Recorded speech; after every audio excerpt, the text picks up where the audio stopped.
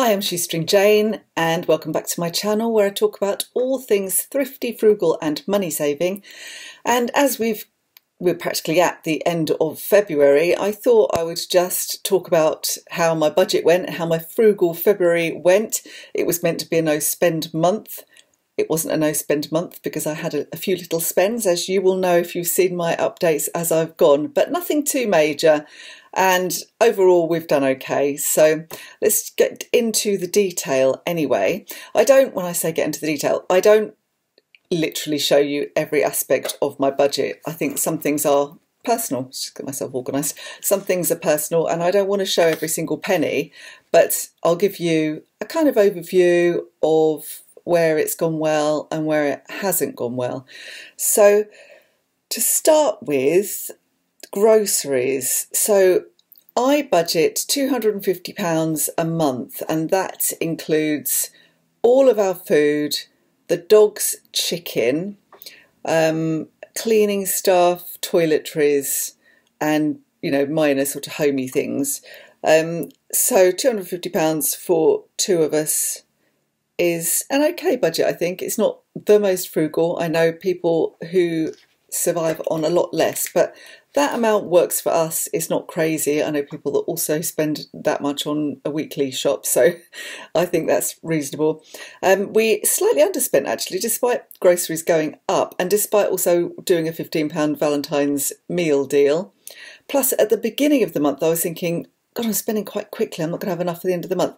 But actually that sometimes happens, doesn't it? You kind of stock up on things at the beginning of the month and that will last you. So I did quite two large shops, one at the beginning and one in the middle. So that was fine, and just did little shops as I went after that. So we actually spent £231.10. So we came under. I had budgeted £60 for gifts and birthdays because I knew that there were a few things that would be happening. And I actually spent 68 pence over, £60.68. I'm going to let myself off that. Petrol for the car, I'd budgeted £75. I'd kind of increased it a little bit because fuel is going up, as everybody knows. So I'd increased it a bit from last month, but actually I only spent £67.04. I am lucky that I don't have to use the car all the time, but I do have to have fuel so that I can drive the half-an-hour journey to see my parents when I need to. Pet food. Pet food is, well, I was going to say it's a bugbear. Of course it isn't, because I have pets. I have 2 cats and a dog. And of course you have to pay for them. Pets don't come for free. So I always put in things like the flea and worming stuff and annual checks and pet insurance and stuff like that in my kind of general budget, fixed costs. Pet food though, I think I've gradually been increasing it, and I always overspend, which is crazy. But I think that Archie's chews are the real problem. He really likes to chew stuff, and he does have like an antler thing that we got from, I don't know where we got it from, Justin picked it up from somewhere. And that's great, and that will really keep him going, and he'll chew that. He just loves to chew. And if he's chewing things like that, he's not chewing the furniture, shoes and anything else he can get hold of. So it's good that he has things to chew. But we've got into the habit of giving him the kind of hide chews with chicken wrapped around them. And really, he eats the chicken. He doesn't eat the hide chew. He chews it for a bit sometimes. And we'd got into giving him really a lot of those just in the day and when we go to bed. And I've keep trying to say to Justin, no, we've got to restrict this because it's costing a bloody fortune to buy these things. So I actually spent about £25 on dog chews, although it was yesterday was the last ones I bought. I bought a whole load in Wilko because it's the cheapest place to get them in big packs, and I bought 4 packs. And they're £5.50 each. So I spent that. I also bought some other chews as the month went on. But altogether, on pet food, I'd set the budget at £60 for the month, and I spent £100.11, which is really too much. The cats are pretty good. They eat what they eat. They don't overeat. I think it's that Archie is the problem, especially when you consider that his chicken comes out of our grocery budget. It's not really the chicken that costs a lot. Somebody, I can't remember who, so forgive me, but somebody in my comments had said, "Oh, try him on Crave food," and I hadn't really intended to buy him any other biscuits when I was in Wilko, but I did see a small pack of Crave. So I thought, well, okay, that's £5 for a kilogram. Let's try him on that. And if he likes it, I can buy the bigger bulk packets. He loved it yesterday. He absolutely scoffed it. Didn't have any chicken or anything. But whether he'll eat that again today is another thing. So anyway, I have increased the budget a little bit for the next month because I think there's no point in keep setting a budget that's not realistic. But I don't intend to spend £100 each time. So I'm going to set the budget. I think, what did I decide? I'm going to increase it to £80 and try to stick within that and perhaps come in lower than that. I mean, I don't know. Other people, do you have pets and what do you spend on your pets? Do you think that's a lot or do you spend more? I'd be interested to know. I know some people really do push the boat out and buy raw food and really good quality food for their animals. I have tried him on raw food and he doesn't like it. I've tried him on so many things he doesn't like, and then ultimately it's just a false economy, isn't it? Because he doesn't like them, what's the point of buying it? And then we had some things that we hadn't budgeted for at all that I bought. So because it was supposed to be a no-spend month, I obviously hadn't budgeted £80 for a second-hand sofa, which I bought early in the month. So that was something I hadn't budgeted for. I hadn't actually budgeted anything for the garden. But we haven't the last couple of years had a vegetable garden, not a proper one anyway. We've had odd little bits, and we've always had the fruit because the fruit bushes are there. They're a constant. But it's just been we've wanted to focus on the house, and we haven't really had the time or the energy to do a full-scale veg patch.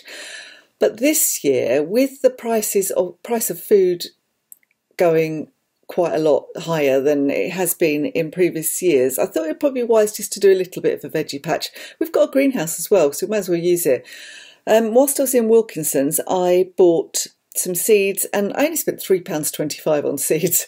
I just bought courgettes, 2 lots of tomatoes, and what else did I buy? Oh, I've got to go and have a look because I can't remember. So here we are, this is what I bought. I bought some runner beans. That was the other thing I couldn't remember. They were just £1. Moneymaker tomatoes were 50p, which I thought was very good. Gardener's Delight little cherry tomatoes were 75p, and some courgettes were £1.50. Oh, yeah, £1.50. But because I bought, they had 3 for 2, buy 3 get 1 free. That was the offer. I didn't actually realise that they had that. So one of these came free, the cheapest one, which was the 50p one. So that's not too bad, is it? I mean, I just think we should grow just a little bit again and keep the veg patch looking really smart anyway. I mean, if we need to keep the garden neat and tidy if we're keeping the house looking nice, potentially to sell it. So we may as well keep on top of that area of the garden. So that wasn't budgeted for, but £3.25. It's not going to break the bank by any means. I had budgeted £100 for stock to sell on eBay, and I actually only spent £81.50. I'm going to carry across the extra to next month because I'm going to be spending a little bit more. Boot sale season is starting. I also hadn't budgeted for some packaging that I needed to send out my parcels, so I bought a whole load and I ended up spending... Oh, what did I actually spend? Let's have a look. So I spent £32.60 on packaging that I hadn't budgeted for. And I also forgot I have to pay my blog hosting annually. And this is really something I've got to get better at, my annual expenses. And I have to pay £30.20 for that. I pay a monthly charge as well, but it's the annual charge just to have shoestringcottage.com with £30.20. So that came to £62.80 that I hadn't budgeted for at all. So it wasn't too bad though. I didn't go over budget still because I went under budget on other things, and I didn't spend more than my income, which is the important thing, isn't it? So for next month, I want to, as I said before, increase the pet budget to £80, but really try to stick to £80. Gifts I'm going to keep at £60. I've got a few things. My parents' anniversary, early April I've got my sister's birthday. I've got my own birthday, but that's not till April as well. So I'll still keep that at £60 for gifts.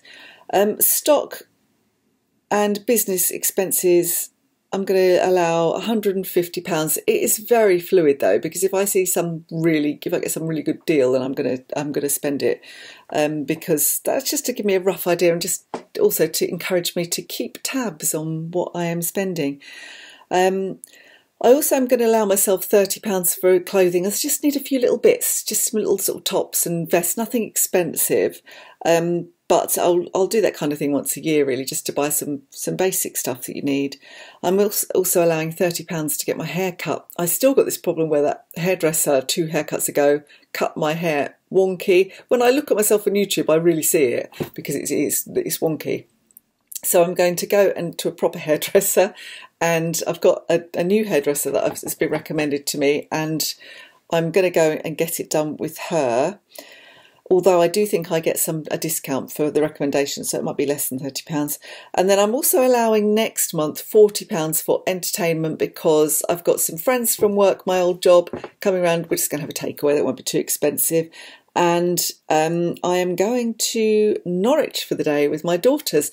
This is for a ticket to see Jamie, the show Jamie. I don't know if anybody's seen that on Prime. It's absolutely fantastic. I love this musical. I think the music's really good. The story's it's really, in these times when things are so grim, and you turn on the news and you want to cry, seeing something like Jamie is it's uplifting is the word I'm looking for. And because I loved it so much, the girls bought me a ticket for my Christmas present to go and see it at the Theatre Royal in Norwich. So we're going to go and see that during March.